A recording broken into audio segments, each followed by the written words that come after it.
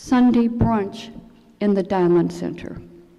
We have Miss Marilyn and Miss Karen downstairs as I speak, making pancakes, scrambled eggs, sausage, what else? Bacon, orange juice, milk. We are learning to be Presbyterians. This is our first annual meeting. We're going to eat, and then we're going to have a business meeting. We have many things to decide about fundraisers for next year, some things about our curriculum, and some things about our photographs. Before we go downstairs, I would like all the children to come down front. And I think I'll have you be right there. Breon, would you move the books and have everybody sit in a chair? Thank you so much. It's so nice to see you. Come on up. Hello. What is your name? Mia. How nice to see you. Hello. Hello. What is your name? Mario. I'm Miss Judith. I'm so glad you're here. It's a perfect day to come. It's a feast day. Last Sunday, we talked about rocks and that Fort Street was a rock of God's church. And we talked a little bit about altars. And I want to talk a little bit more about altars today. This is a photograph of a kind of altar during Bible times. These are very large rocks, much larger than the ones that we were with.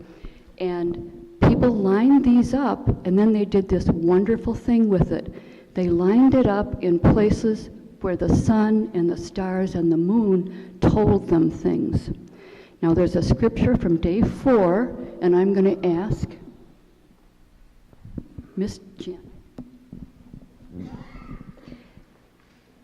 Day 4 of creation, from Genesis 1:14.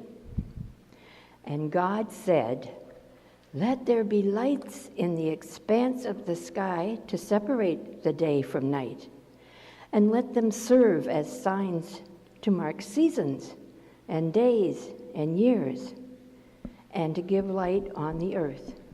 And it was so. God made 2 great lights, the greater light to govern the day, the lesser light to govern the night.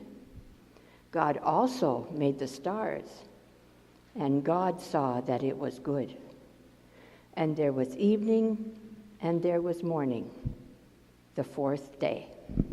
Thank you so much, Miss Jen. Now, Priya, did you want to tell us something about stars? There are more than 8,774 billion stars in space. Look what God did. Isn't that amazing? Now, the other important thing about day 4 and the sun and the moon and the earth is this, that God just didn't give us those, all of the great love that brought light and that ordered space.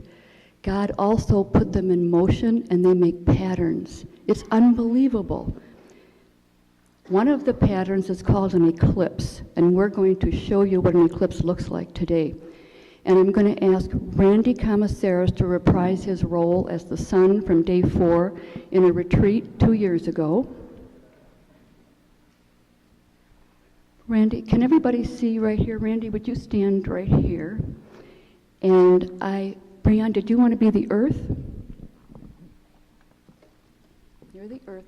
Randy, I think you're going to have to move out here. This is very cramped. This is definitely a micro model of the cosmos. And I'm going to ask Miss Yvonne if she'll be the moon.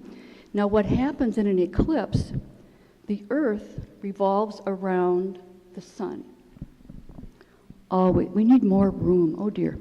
How can we do this? Oh, you know what? Can you come right here? You want to get right there? Is that better? So the earth revolves all around the sun, and the moon revolves around the earth. Can you slow down a little bit, earth?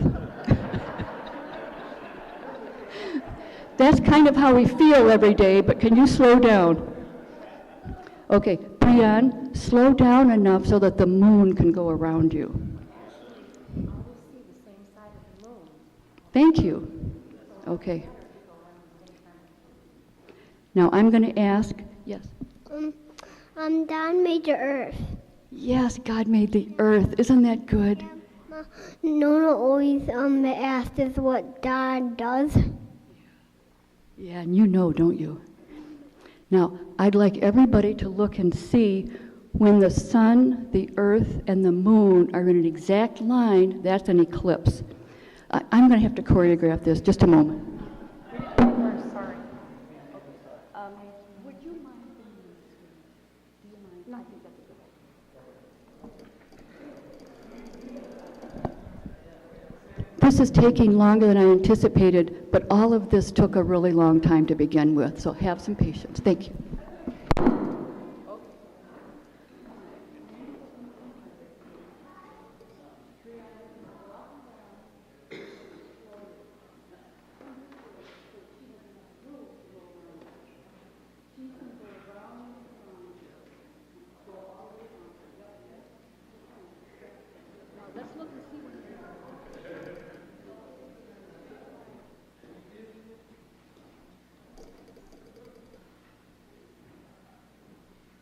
We only have 3 lunar eclipses a year, this is why.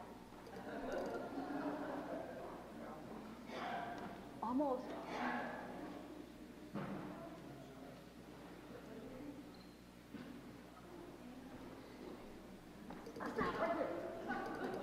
That is an eclipse.